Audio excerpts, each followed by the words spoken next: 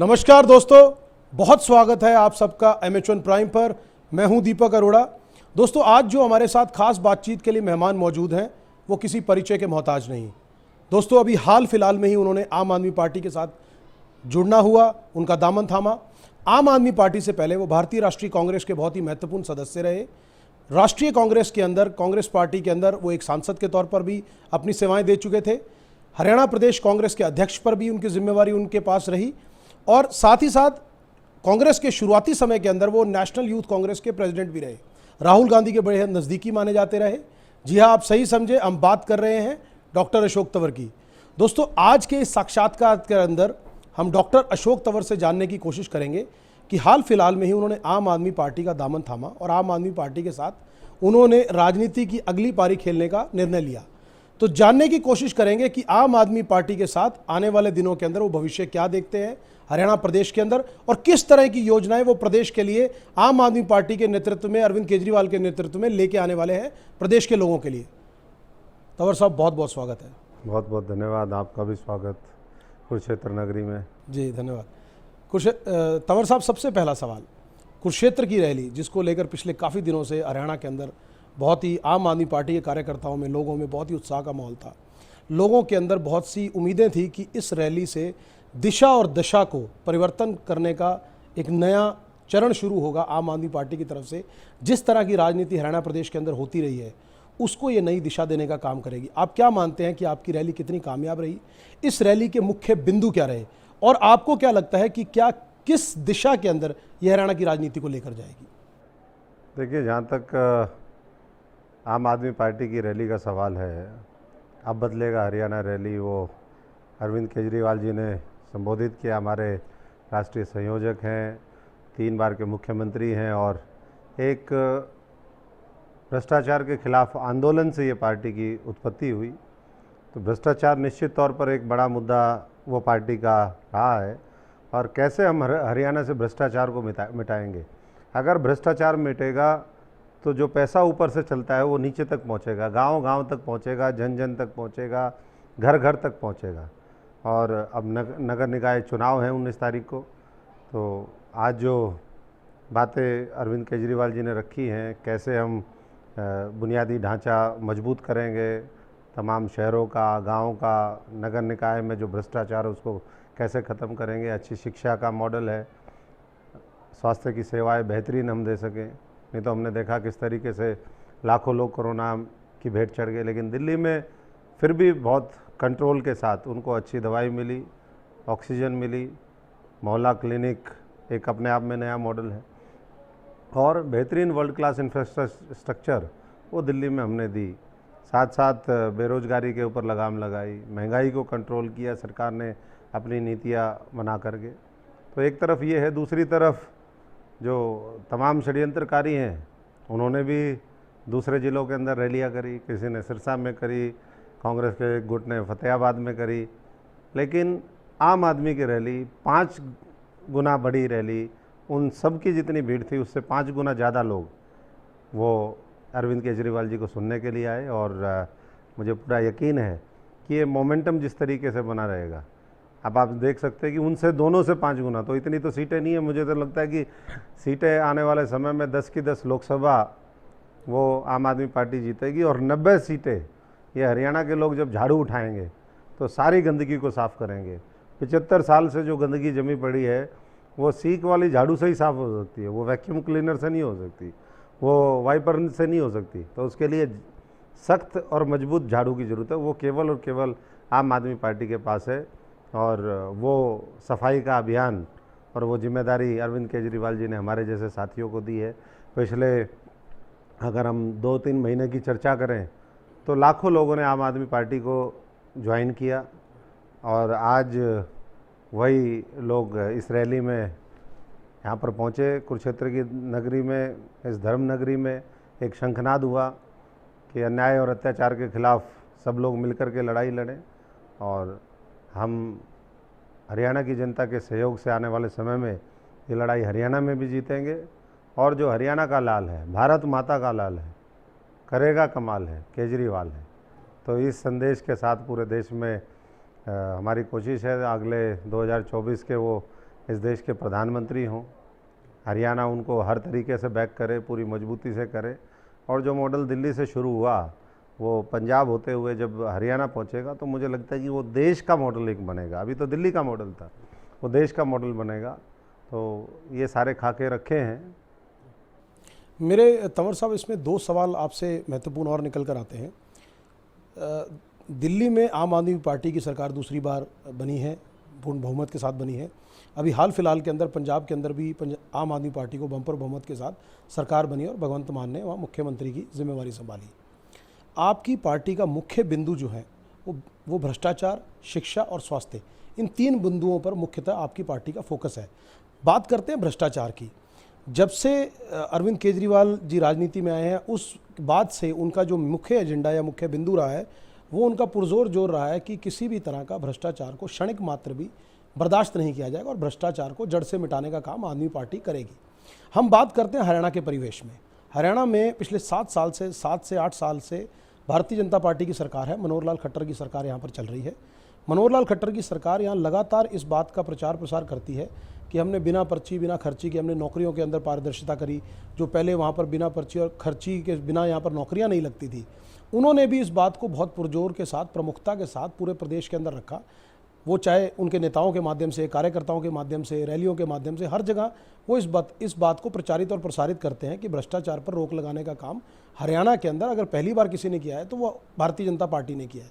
जिसका उदाहरण वो देते हैं कि बिना पर्ची और खर्ची की सरकार जिस पर लगाम लगाने का काम किया कि आज तक हरियाणा के अंदर नौकरियां बिना सिफारिश और बिना पैसे के नहीं मिलती थी, उसका उनका मुख्य बिंदु है, एजेंडा है कि हमने लोगों को दिया।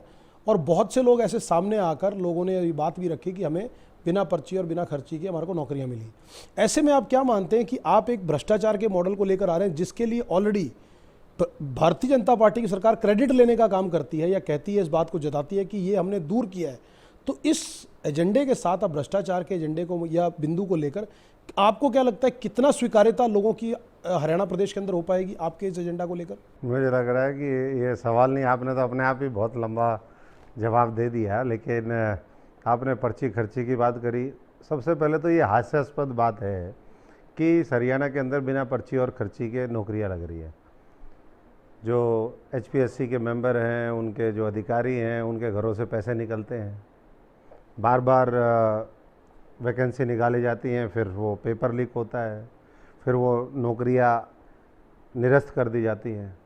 तो टोटल मिलाकर के अगर ग्रुप डी को छोड़ दें तो 5-7 हज़ार नौकरियां वो दी होंगी, कुछ और दे दी होंगी। नहीं तो इस सरकार ने नौकरी कहाँ दी है? इन्होंने तो फौज की नौकरी भी बंद कर दी। पिछले 3 साल से फौज की भर्ती नहीं हुई है, तो ये तो फौज को भी प्राइवेट करने वाले हैं।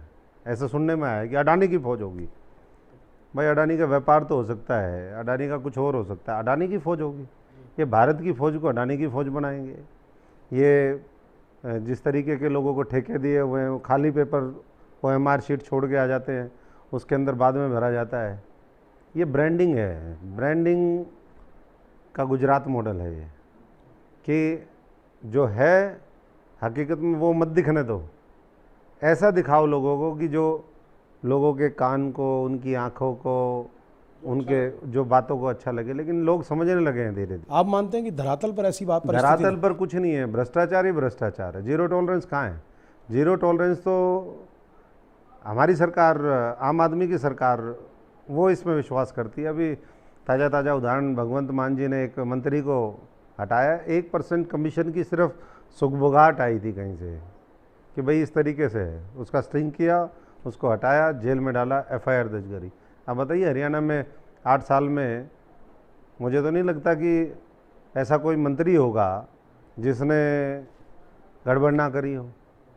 ये तो ये बहुत गंभीर बात है। मैं तो पहले से कहता रहा हूँ, पिछले 7 साल से 8 साल से हम तो लड़ाई लड़ रहे हैं। माइनिंग घोटाला, नशे का घोटाला, भर्ती घोटाला, उधर डाडम और उसमें 800 फुट NGT से जाकर के पूछिए, सारा जिस तरीके से खुदाई वहाँ पर हुई है, पंचायतों में मट्टी के ऊपर, रेते के ऊपर तारकोल डाल दिया जाता है। उसके बाद इंक्वायरी जो करने लोग जाते हैं, वो उससे और भ्रष्ट अधिकारी जाते हैं, वो भी अपना कमीशन लिया और शांत। तो साफ संकेत है, अगर वैसा होता तो आज 8 से लेकर के 40% कमीशन ले रहे हैं लोग।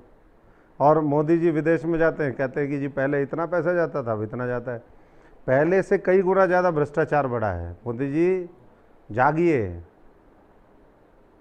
नहीं तो बहुत बुरे दिन आने तो वाले हैं। आपका मानना है साफ तौर पर कि हरियाणा प्रदेश के अंदर जितने भी मंत्री हैं वो सब भ्रष्टाचार के अंदर लिप्त हैं? देखिए, मैं ये मानता हूँ कि अधिकतर लोग हैं और इन बातों को तो हमने अलग अलग समय तो पर बहुत बार। अगर आप तंवर साहब ऐसा मानते हैं तो आप सबूत लाइए, जनता के सामने लाइए और इनको उजागर जनता के कीजिए। सामने सबूत भी आएंगे। सबूत तो इन्होंने सबके दिए थे ना। पहले जो पहले वाले थे डकैत, बहुत बड़े बड़े बैठे हुए थे, 1-1 लाख करोड़ रुपए के, जिन्होंने पता नहीं कितनी कितनी ज़मीनें 2031 तक, 2014 से पहले 31 का माल बेच गए पूरे हरियाणा का। किसानों की ज़मीन हड़पी, माल बेच करके चले गए। उनके ऊपर आज तक कार्रवाई किसी के ऊपर हुई क्या? ये एक दूसरे को बचाने में लगे हुए हैं। एक अंग्रेजी में कहावत है, I will scratch your back, you will scratch my. क्योंकि कमर में खुजली हो नहीं सकती, तो एक दूसरे की खुजली करने में लगे हुए हैं। ऐसे ही ये एक दूसरे को बचाने में लगे हुए हैं।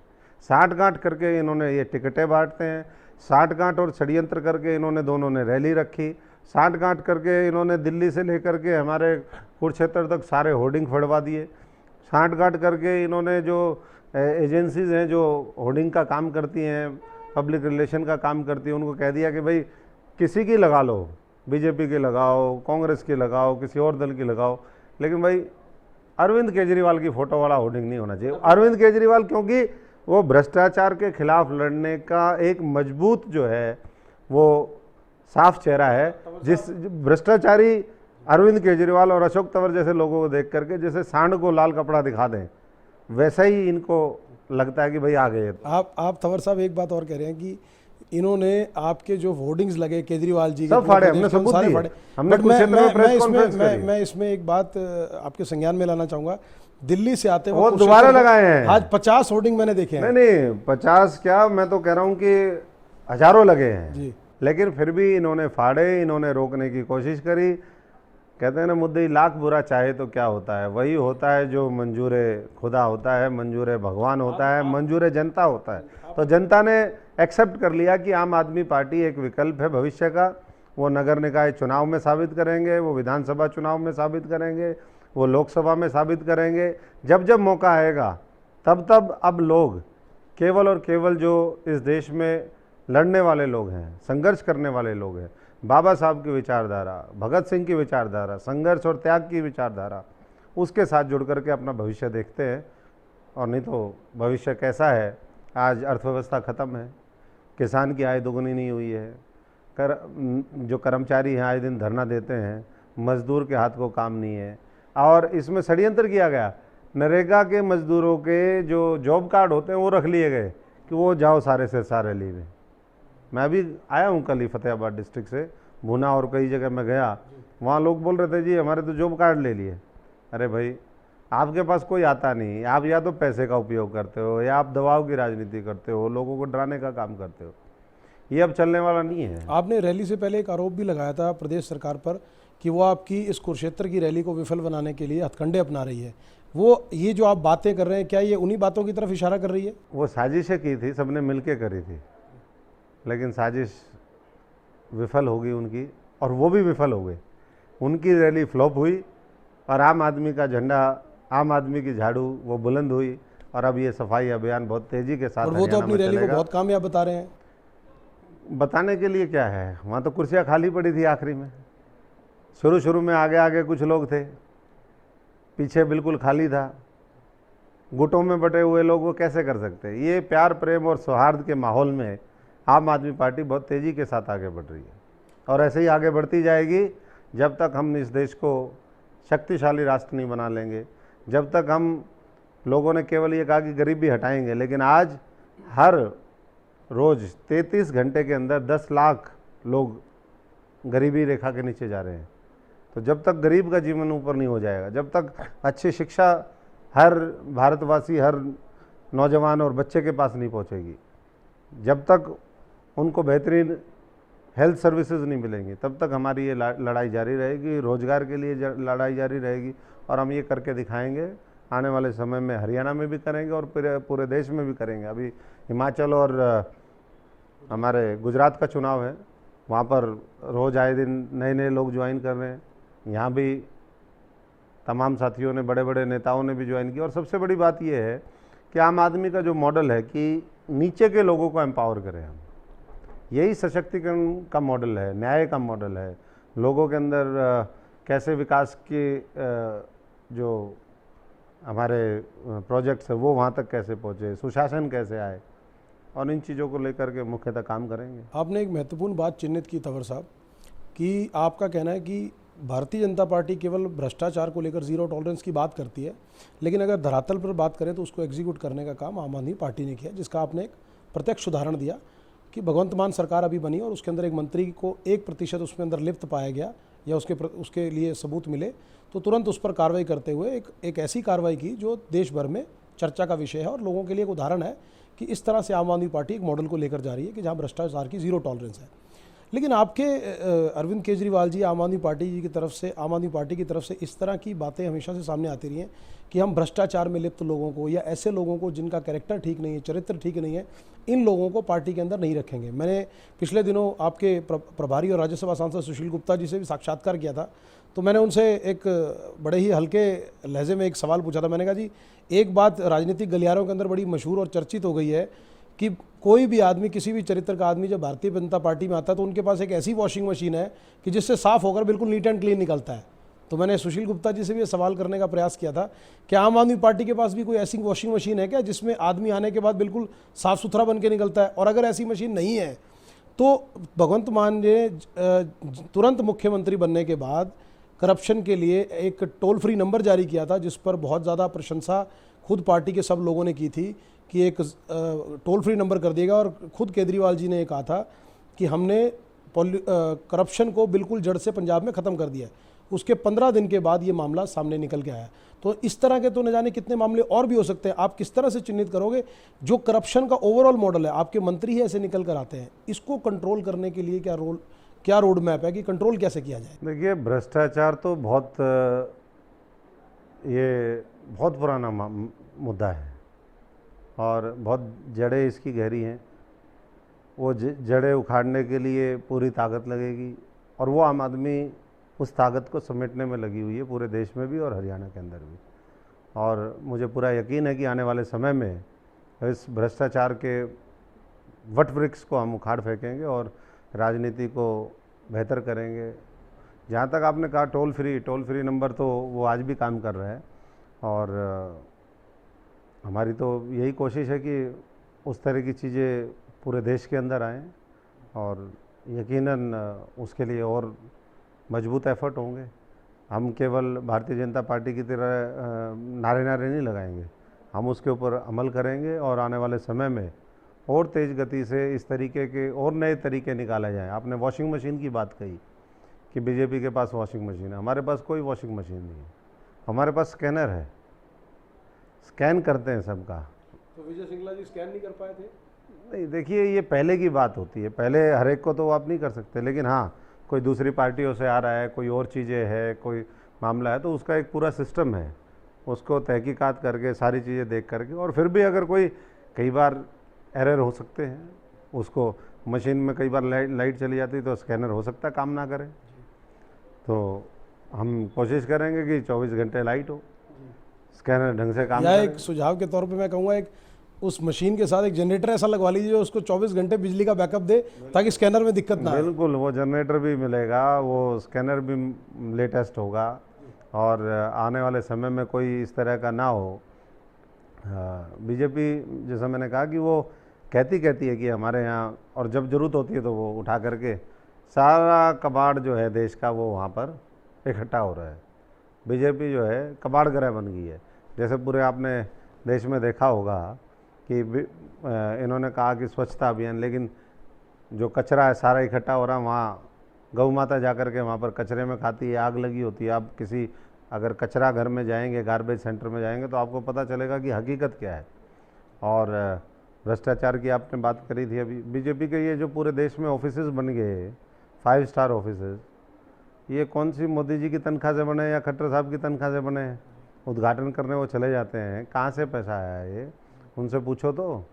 भाई, लोगों को देने के लिए आपके पास चुनाव को प्रभावित करने के लिए इतना धनबल है, ऑफिस खोलने के लिए धनबल है, तो ये कहाँ से है? तो ये कहीं ना कहीं बड़े जो महापूंजीपति हैं उनका पैसा वो दुरुपयोग हो रहा है देश के लोकतंत्र को कमज़ोर करने के लिए। आज लोकतंत्र भी खतरे में, संविधान खतरे में, लोकतंत्र खतरे में, जनता खतरे में मीडिया, देशद्रोह का मुकदमा कभी भी लग सकता है, किसी के ऊपर लग सकता है।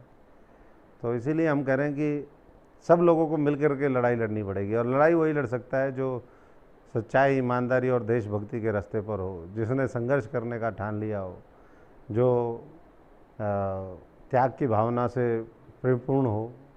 तो मुझे लगता है कि वैसे साथियों को आम आदमी पार्टी अपने इस मिशन में आगे लेकर के चलेगी, और देश बहुत तेज़ी के साथ ये देख रहा है कि भाई अब और कोई लड़ने वाला नहीं बचा, क्योंकि जिस तरीके से कांग्रेस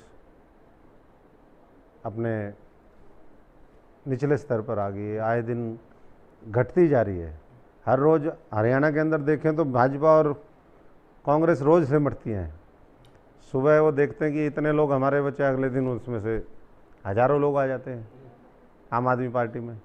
तो धीरे धीरे जैसा चल रहा है, एक बहुत स्ट्रॉन्ग अंडर करंट इस हरियाणा के अंदर है, जो समय के रहते और बहुत स्पष्ट तौर पर दिखेगा, और जब लोग उसका एहसास करेंगे तो आम आदमी पार्टी और मजबूत होगी। अभी पिछले कुछ समय की बात करें तो आम आदमी पार्टी के अंदर काफ़ी लोगों का हरियाणा प्रदेश के अंदर जुड़ना हो रहा है। अलग अलग नेता अलग अलग तरफ से अलग अलग पार्टियों से जुड़ रहे हैं। आपने भी हाल फिलहाल में ही आम आदमी पार्टी का दामन थामा। हम पंजाब की जीत के बाद, जिस तरह से पंजाब में अप्रत्याशित जीत मिली और एक तरह से वन साइडेड क्लियर मेजोरिटी के साथ वहाँ पर आम आदमी पार्टी ने सरकार बनाई, तो हमने पिछले दिनों आपके राज्यसभा सांसद और हरियाणा प्रभारी सुशील गुप्ता जी से एक साक्षात्कार में सवाल किया था कि आपको क्या लगता है, आप कितने आशावादी हैं कि आने वाले टाइम में आम आदमी पार्टी के अंदर, हालांकि अभी विधानसभा चुनावों के अंदर समय है, लेकिन क्या मानते हैं कि अगर चुनाव होते हैं तो चुनावों के अंदर आम आदमी पार्टी कितनी सीटों पर काबिज होगी या कितनी सीटों से मेजोरिटी के साथ सरकार बनाने का काम करेगी? जो उनका कहना था कि हम सरकार बनाएंगे, तो उनका कहना था कि हम 90 में से 85 सीटों पर जीत हासिल करेंगे और 85 सीटों के साथ सरकार बनाएंगे।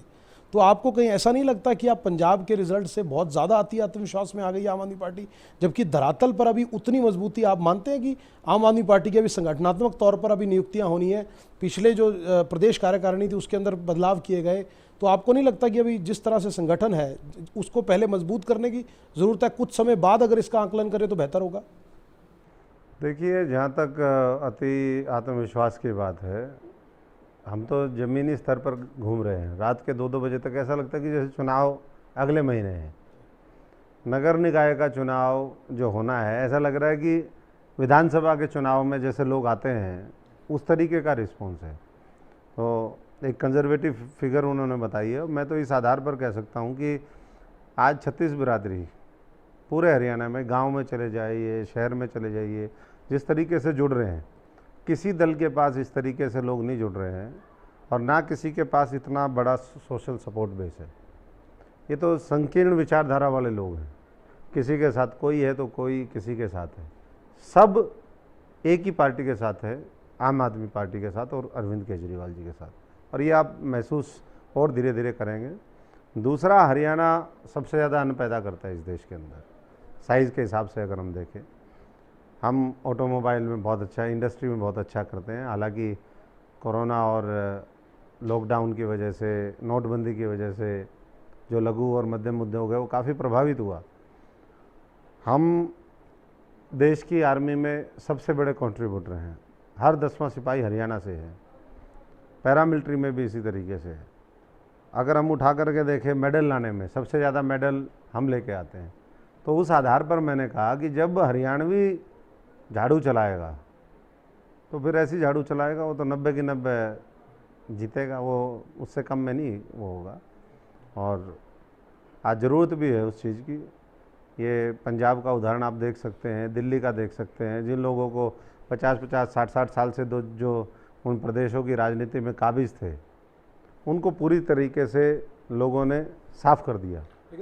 ऐसे ही हरियाणा के अंदर भी होगा। जो ये बड़े बड़े परिवारवाद की उपज है वो सारी साफ़ होगी, और आम आदमी जो है वो फ्रंट पे आएगा।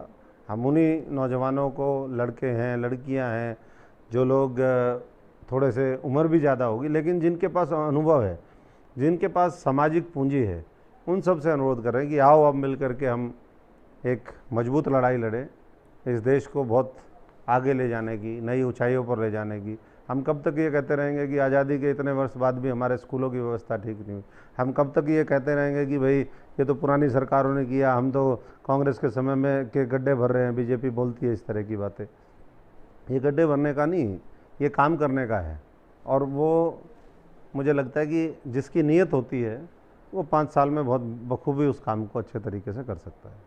आपने तंवर साहब बात की या हम बात करते हैं आम आदमी पार्टी के दिल्ली मॉडल को, जिसको लेकर आम आदमी पार्टी हर प्रदेश के अंदर जा रही है कि हम दिल्ली मॉडल को हर प्रदेश के अंदर लागू करने का काम करेंगे। देखिए, अगर बात करें दिल्ली और हरियाणा की, तो दिल्ली और हरियाणा की परिस्थितियां भिन्न हैं, भौगोलिक स्थिति अलग है। आपको लगता है कि दिल्ली का जो मॉडल है वो हरियाणा में उसी तरह से उतनी कामयाबी के साथ आप इम्प्लीमेंट कर पाएंगे? उससे बेहतर करेंगे। दिल्ली में तो हमारे पास ना लैंड है, ना दूसरी पावर है, ना होम मिनिस्ट्री है, ना पुलिस है। आधा स्टेट है वो, और आधे स्टेट में जब इतना बड़ा चमत्कार हुआ तो आप समझ सकते हैं पंजाब आया और बेहतर वो होगा।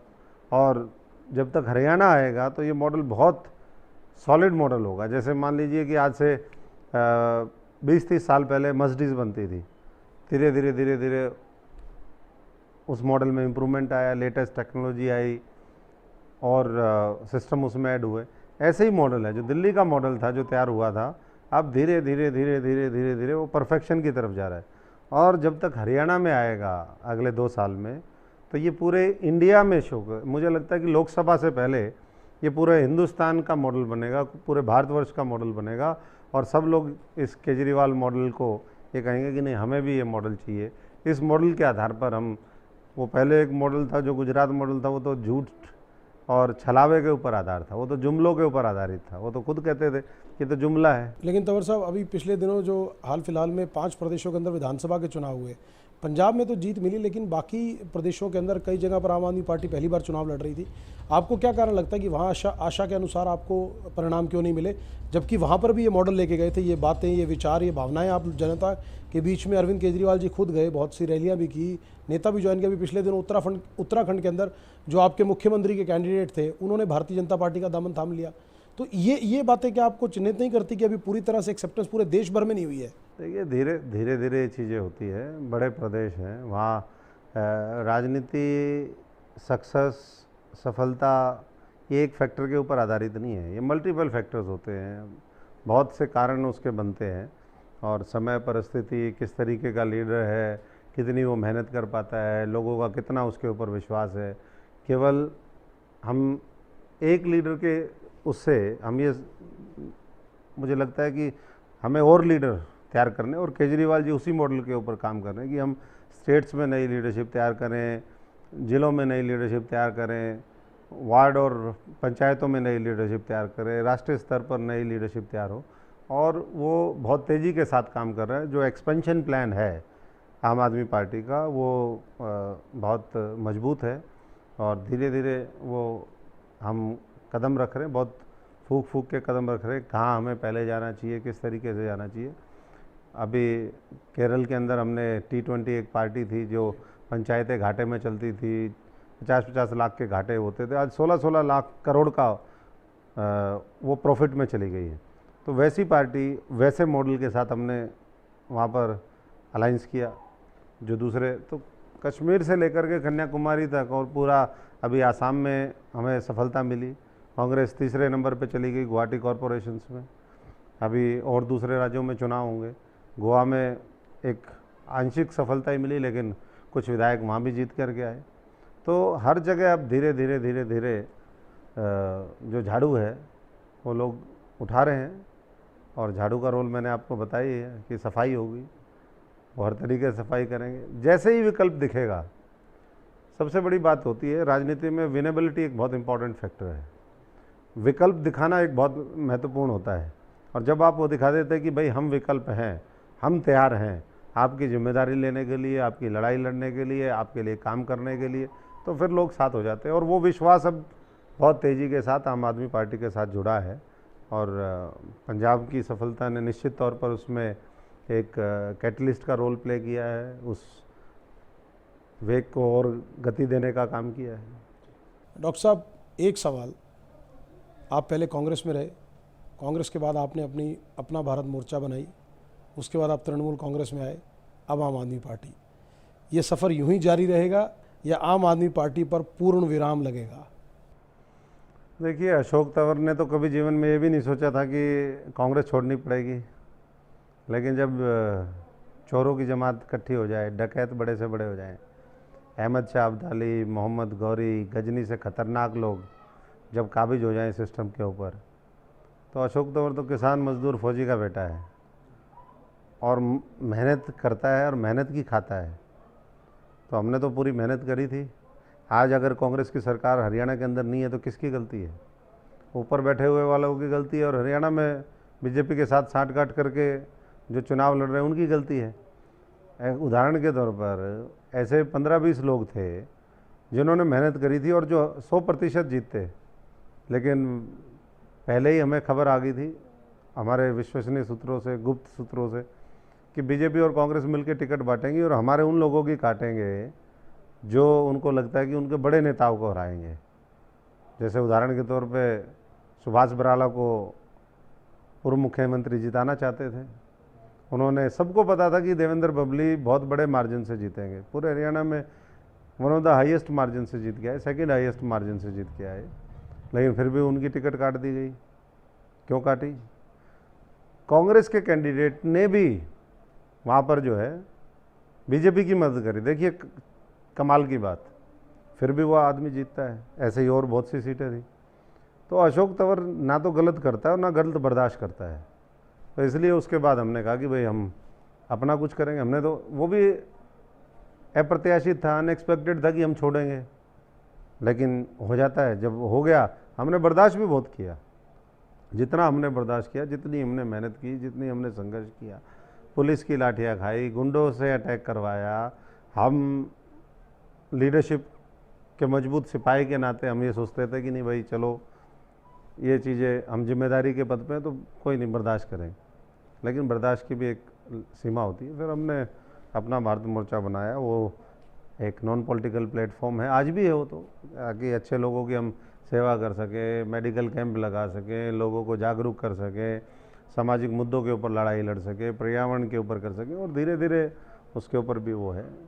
और जहाँ तक मामला तृणमूल की आपने बात की, वैसे तो अब ये पुरानी बातें होगी, मैं तो इसके जवाब भी दे दिए कि हम ये सोच के गए थे कि एक मजबूत नेतृत्व है, लेकिन 5 महीने हरियाणा के अंदर कोई एक्टिविटी वो नहीं कर पाए। तो अब क्या उनका इंटरेस्ट था, क्यों नहीं कर पाए?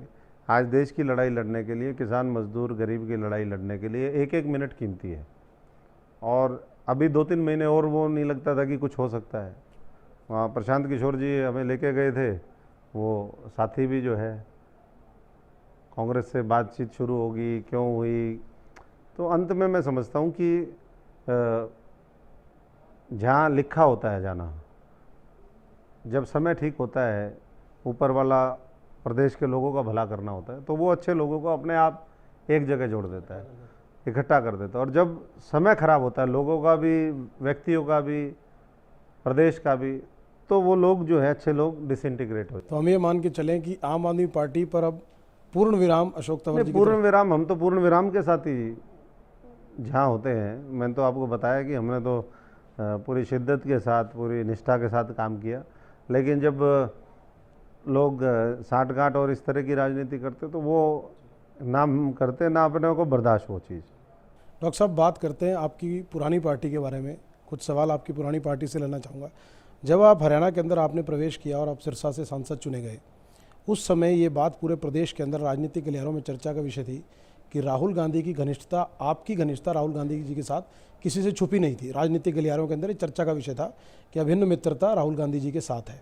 पिछले दिनों में आपने एक ऐसा आपका बयान भी सामने आया था जिसमें आपने कहा था कि अगर अब राहुल गांधी भी चाहें या राहुल गांधी भी जितने प्रयास कर लें तो कांग्रेस पार्टी को बचा नहीं सकते देश के अंदर जो आज कांग्रेस पार्टी की स्थिति है।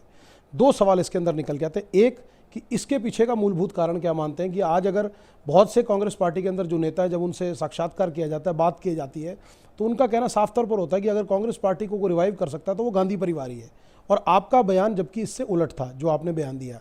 एक दूसरा, जब आपकी घनिष्ठता राहुल गांधी जी के साथ इतनी थी, जिसको चर्चा में लेकर या आप राजनीति में आगे बढ़े, उसके बाद जो आपने एग्जाम्पल दिया कि बहुत से अहमद शाह अब्दाली, मोहम्मद गजनी, गौरी, इन सब ने मिल गया और बड़ा पॉल्यूट हो गया, तो आपके साथ ऐसा क्या कारण था कि आप राहुल गांधी जी को इन परिस्थितियों से, इन लोगों से, इनके जो एक्टिविटीज़ थी उससे अवगत ना करा पाए? और कांग्रेस पार्टी ने अपना एक लॉयलिस्ट आदमी, एक लॉयलिस्ट नेता, एक लॉयलिस्ट कार्यकर्ता खो दिया, जबकि राहुल गांधी के साथ आपकी घनिष्ठता थी। इनके पीछे मूलभूत कारण क्या लगता है? देखिए, पहली बात तो मैंने कभी ये नहीं कहा कि कोई व्यक्ति रिवाइव नहीं कर पाएगा। मैं तो ओवरऑल ही कह रहा हूँ कि इस धरती पे अब इस कांग्रेस को कोई रिवाइव नहीं कर सकता।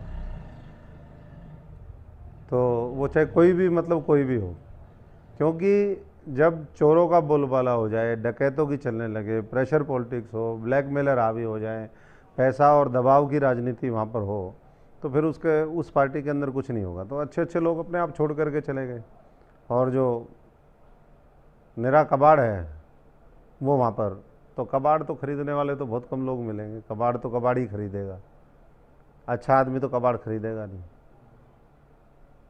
तो इसलिए अब बहुत से कारण हो सकते हैं। क्या उनकी मजबूरियां रही, उन्होंने अध्यक्षी जब छोड़ी उसके बाद बहुत ज़्यादा उन्होंने इंटरेस्ट नहीं लिया, और आज वही कारण है जिसकी वजह से आज कांग्रेस हाशिए पर चली गई। हरियाणा प्रदेश की बात करें तो अभी पिछले दिनों डॉक्टर साहब संगठनात्मक तौर पर कुछ बदलाव किए गए। प्रदेश के अंदर नया अध्यक्ष दिया गया उदयभान जी के रूप में, और 4 कार्यकारी अध्यक्ष का फॉर्मूला हरियाणा के अंदर भी लागू किया गया, जिस तरह पंजाब और हिमाचल में लागू किया गया। उसके बाद पूर्व मुख्यमंत्री कांग्रेस पार्टी की तरफ से भूपेंद्र सिंह हुड्डा जी नव ऊर्जा से लबरेज लग रहे हैं और फ्रंट फुट पर आकर बल्लेबाजी करने के मूड में हैं। आप क्या लगते हैं कि धरातल पर वो कुछ कमाल दिखा पाएंगे? देखिए, ये वैसे ही कहानी है। एक कहावत है पुरानी हरियाणा में, मुंह चिकना और पेट खाली। मुंह पे तो घी लगा ले और पेट में कुछ नहीं, शरीर में जान नहीं। ऐसे ही इस संगठन में नेताओं में ना जान बची है, ना लड़ने का जज्बा बचा है। अब दिखाते रहे कि जी हम तो ये हो गए, लवरेज ववरेज कुछ नहीं है। जिस दिन वो निकले थे यहाँ से चंडीगढ़ तक, मुश्किल से 20-25 गाड़ी थी। 20-25 गाड़ी तो हमारे साथ वैसे ही चलती है, हम गाँव में जाते हैं तब चलती है। जगह जगह 15 बाई 15 के कनात, कहीं 1 थे कहीं 2 थे, जो रास्ते में हमने भी देखे, क्योंकि हमारा भी उस दिन कुरुक्षेत्र प्रोग्राम था यहाँ। हम रैली के संदर्भ में मीटिंग लेने आए थे और हम वापस जा रहे थे, वो उधर से आ रहे थे, तो कहीं कोई ऐसा जन सैलाब नहीं उमड़ा। ये अभी फतेहाबाद की रैली जो कह रहे थे विपक्ष आपके समक्ष, वो तो फ्लॉप होगी। विपक्ष है कहाँ, समक्ष कहाँ से होंगे? विधानसभाओं में, लोकसभा में जहाँ होना चाहिए वहाँ तो आप होते नहीं, वहाँ तो वॉकआउट कर जाते। और बीजेपी के ये 3 कृषि काले कानून अगर राज्यसभा में चाहते कांग्रेस और दूसरे विपक्षी दल, तो ये पास ही नहीं हो सकता था कभी। आधों को तो कोरोना कर दिया उन्होंने, भाग्य। उसके बाद कह रहे हैं हम जा कर के, जब किसान 1 साल बैठे, सर्दी गर्मी बरसात, तबाही होगी पूरी, 700 लोगों ने शहादत दे दी, वहाँ जा कर के झूठे घड़ियाली आंसू बहाते हैं ये लोग। अरे जहाँ रोकना चाहिए वहाँ रोको ना भाई, और अगर वहाँ नहीं रुकता तो आंदोलन खड़ा करो। किसानों को क्यों जरूरत पड़ रही है, मजदूर को, गरीब आदमी को, कर्मचारियों को क्यों जरूरत पड़ रही है पूरे देश में आंदोलन खड़ा करने की? ये विपक्ष का काम है। विपक्ष का काम रैली और भाषण ठोकना नहीं है केवल। उससे क्या होता है? आप सीज करते पूरे बॉर्डर को, हम देखते कितने एक चीज़ तुर्रम खा और कितने मजबूत हो। एक चीज़ तंवर साहब और आपके संज्ञान में ला दूं, अभी रैली से जस्ट पहले ही एक पोस्टर को ट्वीट किया था दीपेंद्र हुड्डा ने अपने ट्विटर हैंडल के ऊपर, जिसमें राहुल गांधी, सोनिया गांधी, प्रियंका गांधी और जो प्रभारी हैं हरियाणा के डॉक्टर विवेक जी, और उसके साथ भूपेंद्र सिंह हुड्डा और उदयभान जी की तस्वीरों के साथ वो एक पोस्टर ट्वीट किया था कि विपक्ष आपके समक्ष का पोस्टर ट्वीट किया था, जिसके ऊपर रीट्वीट करते हुए किरण चौधरी ने ये लिखा कि दीपेंद्र जी, क्या बाकी 4 कार्यकारी अध्यक्षों की कोई रेलेवेंस नहीं है क्या? तो आपकी जानकारी में इस पर भी प्रतिक्रिया चाहूँगा कि ये किरण चौधरी ने उसके ऊपर प्रतिक्रिया देते हुए रीट्वीट भी किया उसके ऊपर। तो किरण जी को ये पता नहीं क्या कि कोई रेलेवेंस नहीं है? ये तो बाबू बेटे की पार्टी है, ये इतने में ही सर्कस में समा के रह जाएंगे। आज से कुछ महीने पहले आप देखोगे सोशल मीडिया, वैसे तो कांग्रेस की बात करके थोड़ा सा जुबान का स्वाद भी खराब हो जाता है, आँखों का भी थोड़ा सा वो सुहाता नहीं है, लेकिन फिर भी कुछ चीज़ें सामने आती हैं तो आँख बंद तो नहीं की जा सकती। तो कभी कभी सोशल मीडिया पे आ जाते तो हम देखते हैं। इन जो हरियाणा के नेता हो या देश के नेताओं की मैं बात कर रहा हूँ, ऊपर के फ़ोटो तो सारे ही गायब करना शुरू कर दिए। तो दोबारा भी इनको झुंझुना दे दिया लो बेटा झुंझुना हिलाओ, और तो अभी फ़ोटो लगाने लग गए। जिस दिन झुंझुना छीन लेंगे तो बच्चा फिर हाय तौबा मचा देगा, रोआ पीटी मर जाएगा, दीवार में सर मारेगा, ज़मीन में हाथ पैर मारेगा, तो फिर वैसे ही हो जाएगा थोड़े दिन में। तो ये कोई नई संस्कृति नहीं है। यहाँ ना अनुशासन है, ना कॉम्रेडरी है, सौहार्द है, प्यार प्रेम का कोई माहौल नहीं, त्याग की कोई वैल्यू नहीं है यहाँ पर। तो यहाँ तो खाओ पाड़ो, छीन लो एक दूसरे से। यही सारे प्रदेशों में, पूरे देश में यही मॉडल चल रहा है। कांग्रेस का मॉडल है खाओ पाड़ो, एक दूसरे को खाओ पाड़ो, देश को खाओ चूसो, दानव खड़े कर दिए हैं। पहले जनता का खून पीते थे, जनता ने कहा भाई हम नहीं पिलाएंगे खून, बहुत तगड़े कर दिए, तो अब एक दूसरे का पीने में लगे हुए हैं। अभी कुलदीप बिश्नोई का भी यही हाल है। अभी रणदीप सुरजेवाला का ये राज्यसभा सीटों में सुनने में आ रहा कि उसका भी भाई का पूरा इलाज कर देंगे। तो ये तो पुराने टाइम में बड़े सुरजेवाला कहते थे कि ये बच्चा खानी पार्टी है। तो बच्चे भी खाती है, बूढ़े का भी खाते, किसी को छोड़ती ही नहीं, देश ही खा लिया। तंवर साहब, एक सवाल और आपकी बात से निकल के आया। हमने बात की अभी जो संगठनात्मक तौर पर कांग्रेस में बदलाव किए गए। आप भी कांग्रेस पार्टी के हरियाणा प्रदेश के अध्यक्ष रहे हैं। जब आप अध्यक्ष थे तो आपको पहले अध्यक्ष से हटाने के लिए या वहाँ से कांग्रेस पार्टी से बाहर निकालने के लिए एक लॉबी बहुत बुरी तरह से एक्टिव थी। सारे ही थे एक्टिव जी, मेरे को छोड़ के सारे एक्टिव थे मेरे खिलाफ। सारे आप, तभी तो मैंने कहा जाओ भाई तारा सत्यानाश हो। तो सारे एक्टिव थे जैसे आपने कहा। उसके बाद एक अनुसूचित जाति से एक और प्रदेशाध्यक्ष बनाई गई, कुमारी शैलजा जी। अब कुमारी शैलजा जी के खिलाफ भी वही रणनीति बना के उसी विशेष गुट ने, जो राजनीतिक गलियारों के अंदर चर्चा है, कि उनको भी दरकिनार कर दिया और प्रदेशाध्यक्ष से हटा दिया। आपको कहीं ऐसा नहीं लगता कि ये जो विशेष गुट है ये खास तौर पे अनुसूचित जाति के लोगों से जो प्रदेश के लिए कुछ भला कर सकते हैं, अच्छा कर सकते हैं, उनको जानबूझकर टारगेट किया जाता है, साइडलाइन करने का, दबाने का? आपको ऐसा नहीं लगता कहीं? वो तो है ही, वो तो पूरा प्रदेश जानता है इस बात को। तो कोई ये जग जाहिर बातें हैं, किसी से छिपी नहीं हुई है कि लोगों की किस तरीके की मानसिकता है। और उसी मानसिकता की वजह से आज मैंने कहा कि कांग्रेस हाशिए पर चली गई। कांग्रेस पहले सर्व समाज की पार्टी होती थी, आज नहीं है। आज आम आदमी ने वो स्पेस ले लिया, और जैसे दिल्ली में लिया वैसे ही हरियाणा में लेंगे, पंजाब में भी वैसे ही ले लिया। धीरे धीरे पूरा जो वोट है, लोगों का सपोर्ट है, वो शिफ्ट हो रहा है। इसको बोलते हैं टेक्टोनिक शिफ्ट है पूरी। तो पूरा का पूरा ये शिफ्ट आने वाले समय में और पूरे देश के अंदर दिखेगा, और वहीं से इस देश के अंदर एक नई राजनीति का सूत्रपात होगा, जो विकासपरक होगी, जो लोगों के साथ न्याय करेगी, लोगों को आगे बढ़ाएगी। और जो समस्याओं के ऊपर राजनीति करते रहे आज तक, तो समाधान की राजनीति की तरफ ये देश बढ़ेगा, और वो बहुत अनिवार्य है। और उसी के लिए हम तमाम देशवासियों और हरियाणा वासियों से ख़ास तौर से अपील करते हैं कि आओ मिल कर के, ये एक नया सिस्टम है और बड़ी तेज़ी के साथ।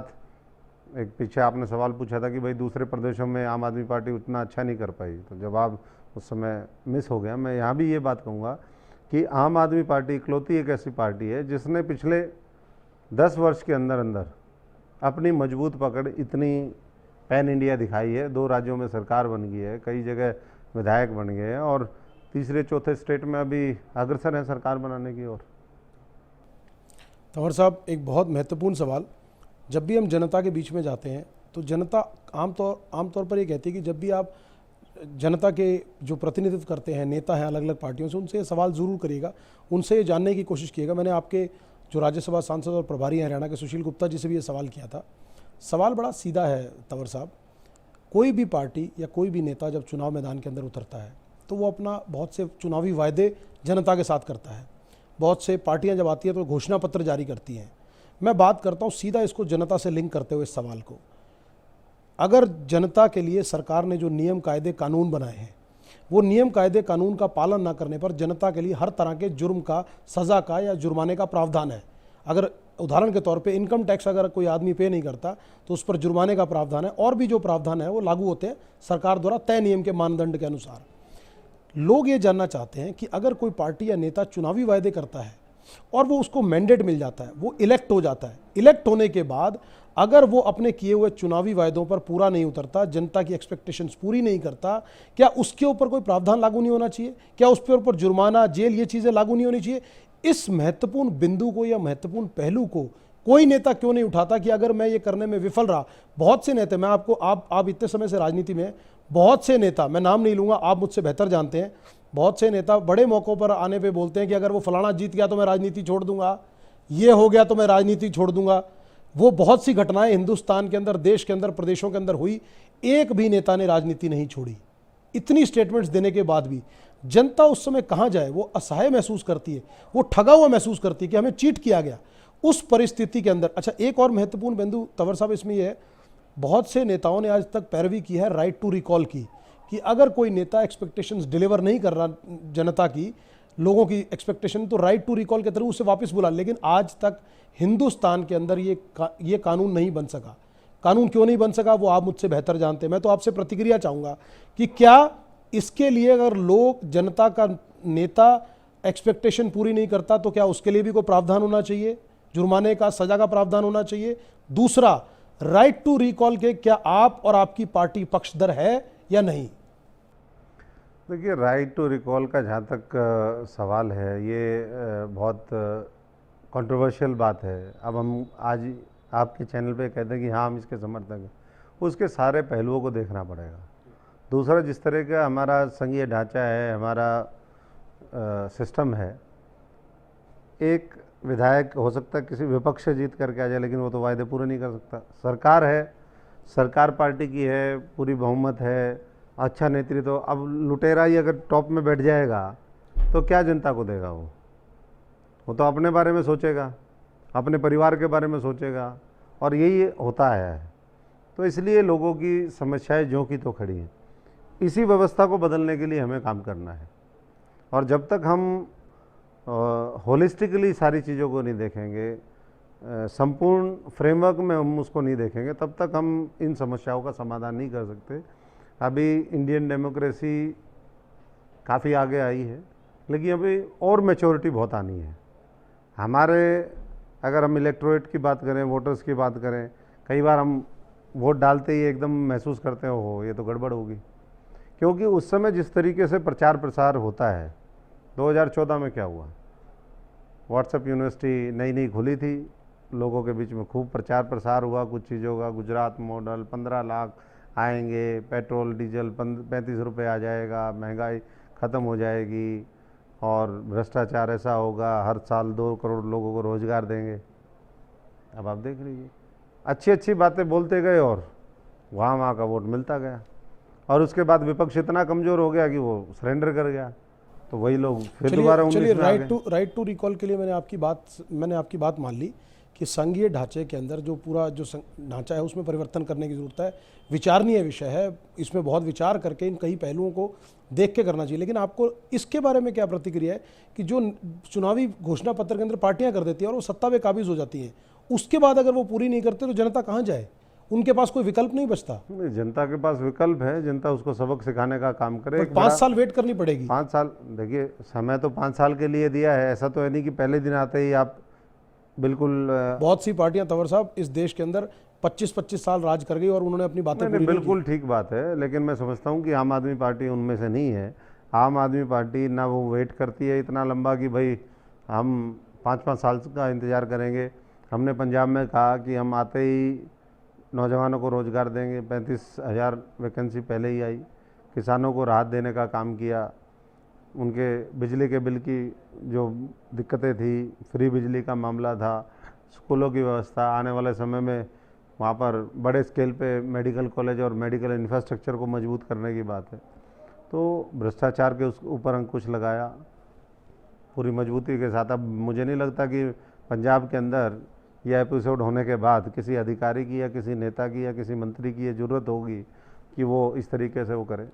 तो एक पारदर्शी माहौल के अंदर, और जब पॉलिसी अच्छी बनती है, लोगों को उस तरह का एनवायरनमेंट मिलता है, तो इंडस्ट्री की भी ग्रोथ होगी। पूरा एक माहौल जो है वो लोगों के फ्रेंडली होगा और उसमें प्रदेश तरक्की करेगा। एक अंतिम सवाल तंवर साहब, आज के साक्षात्कार को ख़त्म करने से पहले, हालांकि अभी विधानसभा चुनाव के अंदर समय है, आप क्या मानते हैं कि इस आने वाले चुनावों के अंदर, जो विधानसभा के चुनाव अब से 2 साल बाद, 2.5 साल बाद होंगे, आम आदमी पार्टी जिन जन नीतियों के साथ, जिन विचारों के साथ लोगों के बीच जा रही है, उस उन अपनी कामों को लेकर जनता के बीच में जा रही है, क्या जनता उस पर विश्वास व्यक्त करेगी और आम आदमी की पार्टी पूर्ण बहुमत से अपनी सरकार बनाने में कामयाब होगी? और अगर कामयाब होगी तो आम आदमी पार्टी की तरफ से मुख्यमंत्री का दाव अरविंद केजरीवाल जी की से किस पे खेला जाएगा? देखिए, जहाँ तक सफलता की बात है, 100% लोगों का विश्वास बन रहा है और समय के साथ साथ जैसे अंडर करंट है, मैंने शुरुआत में कहा, और मजबूत ये होगा और मजबूत शेप लेगा। और सरकार तो जैसा हमारे प्रभारी जी ने भी कहा कि 85 से ऊपर, तो मैं तो ये कहता हूँ कि वो 85 क्यों, उसको 90 क्यों ना करें।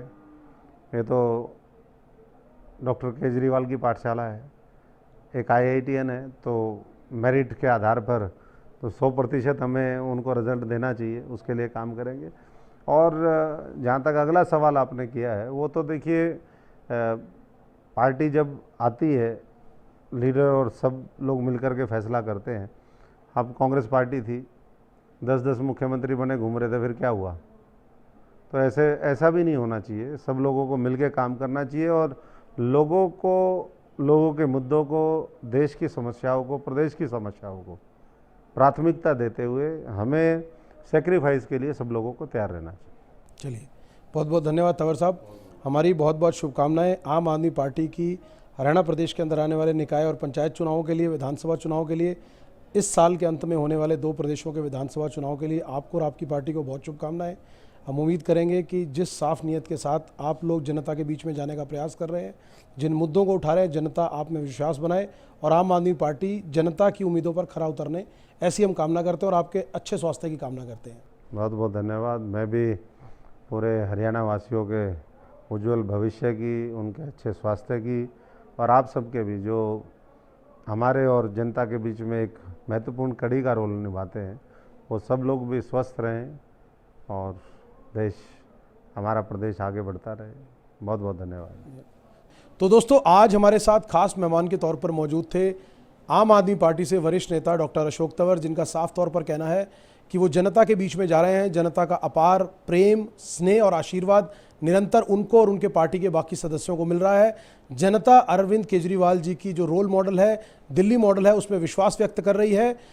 आने वाले हरियाणा के पंचायत और निकाय चुनावों को लेकर और 2 प्रदेशों के अंदर विधानसभा चुनाव को लेकर बहुत ही आशावादी दिखे अशोक तंवर जी। उनका कहना है कि जनता के बीच में निरंतर जाएंगे। एक अंडर करंट उनको हरियाणा प्रदेश के अंदर देखने को मिल रहा है। हरियाणा प्रदेश के अंदर आने वाले समय के अंदर जब विधानसभा के चुनाव होंगे तो पूर्ण बहुमत के साथ आम आदमी पार्टी अपनी सरकार बनाएगी।